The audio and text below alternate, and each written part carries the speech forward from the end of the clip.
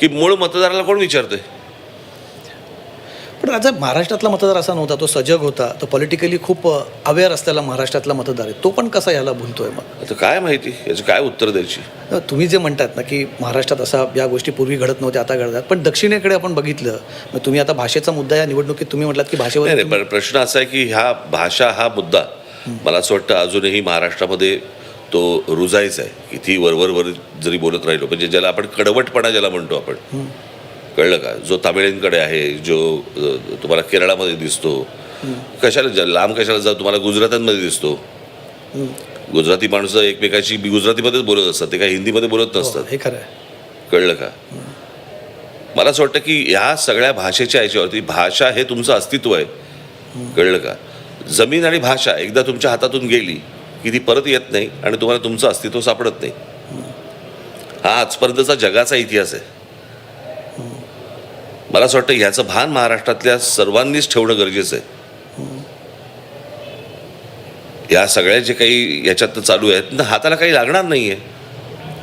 म्हणजे आपण साधी गोष्ट बघूया ना, आता हे काही ते लाडकी बहीण योजनेमध्ये काय 1500 रुपये देतात. आता मला कळलं की 13 तारखेला 2 महिन्याचे देणार आहेत. म्हणजे निवडणुकीच्या तोंडावरती तुम्ही ह्या अशा प्रकारचे पैसे वाटणार.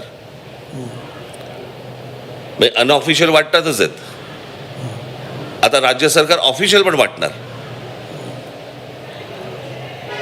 बाहेरच्या बाजूला जी पसरलेली महागाई आहे, त्या महागाईमध्ये ह्यांचे पैसे किती दिवस टिकणार आहेत? दिलेल्या रकमेच्या 50 पट जास्ती पैसे काढतायत महागाईतनं.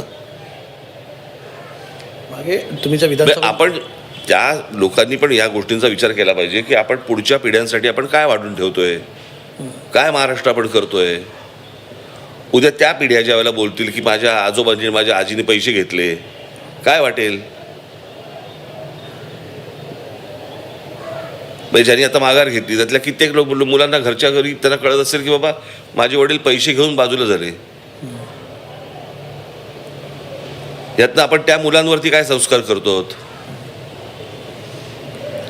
त्या मुलांचे मित्र असतील, मैत्रिणी असतील, त्या मुली असतील, त्यांना काय वाटत असेल आत्ता मला जरा सांगा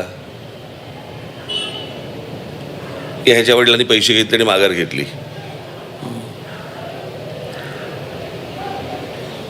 जरा पण कुठल्या गोष्टींचा विचार आपल्याकडे होताना दिसत नाही मला. तुम्ही आज जो लाडके बहिणीचा मुद्दा म्हटलात ना की गेल्या वेळेसच्या त्या निवडणुकांवर तुम्ही जो आक्षेप घेताय की कसा निकाल फिरला लोकसभेनंतर, तेव्हा असं कारण दिलं जातं की ही एक वेलफेअर स्कीम आणली जी लोकांना आवडली.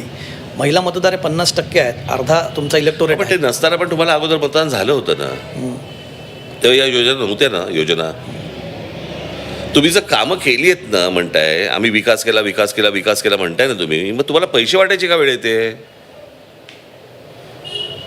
लोक विकास बघतील तुमचा आणि करतील मतदान. तेव्हा जसं लाडक्या बहिणीमुळे निकालात फरक पडला, जर तुम्ही म्हणतात की आता नवीन हफ्ता दिला जाईल, त्याच्यात नाही तसंच काहीतरी होईल. मग माझं असं म्हणणे जागृत राहावं, जनतेने या गोष्टींबद्दल जागृत राहावं. खरं तर माझ्या माता भगिनींनी याच्या बाबतीत जागृत राहावं की हे तुम्हाला फसवतायत, हे तुम्हाला आत्ता देत आहेत आणि महागाईतनं तुमचे सगळे पैसे काढून घेत आहेत. जेवढे देत आहेत त्याच्या 50 पट बाहेर काढून घेत आहेत. हे टिकणारी गोष्ट नाही आहे. मी काय सल्ला देत नाही आहे, परंतु मला असं वाटतं जर महाराष्ट्रामधली ही सगळी सिस्टीम जर गेली, मी कित्येकदा बोललेलो आहे की महाराष्ट्राचं UP बिहार व्हायला वेळ नाही लागणार, किंबहुना अनेक ठिकाणी झालाच आहे तो. मला राज्यकर्त्यांचं पण मला समजत नाही आपण कुठे नेतोय महाराष्ट्र.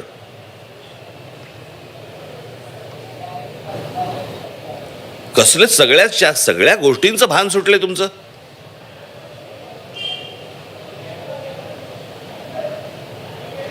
म्हणजे उद्या निवडणुका लढा, तुम्ही जिंका, उद्या आम्ही हरू, उद्या आम्ही जिंकू, तुम्ही हारा, या गोष्टी असतील. पण आपण ज्याला सामाजिक परिस्थिती अख्खी बिघडवून टाकतोय आपण, ह्याचंही भान नाही आपण.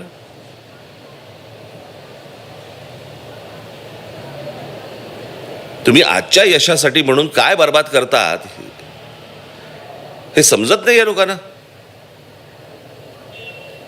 तुमच्या सत्तेचा हावरटपणा, तुम्हाला सत्ता हवी हवी, हे हवंय, मला ते पण हवंय, मला ते पण हवंय, मला ते पण हवंय. आपण काय गमावून बसतोय. अख्ख्या महाराष्ट्राचं सत्व आपण गमावून बसतोय. म्हणजे देशातली राज्य ज्या महाराष्ट्राकडे आदराने किंवा बाबा एक आशेने अशी जी बघायची, त्या महाराष्ट्राची ही परिस्थिती आपण करून ठेवली का? आणि मग जो सुज्ञ नागरिक आहे, ज्याला ह्या सगळ्या गोष्टींचं भान आहे, तो म्हणतो की मरू दे ना, मला काय करायचंय. अनास्था वाढते राजकारणाबद्दलची. अर्थातच ना. तुम्ही मराठीचा मुद्दा आहे, तुम्ही मगाशी बोलताना म्हणालात, आणि एकंदरीत जेव्हा सुरुवातीला तुमची नवी युती झाली यावेळेस महाराष्ट्र नवनिर्माण सेना आणि शिवसेना अशी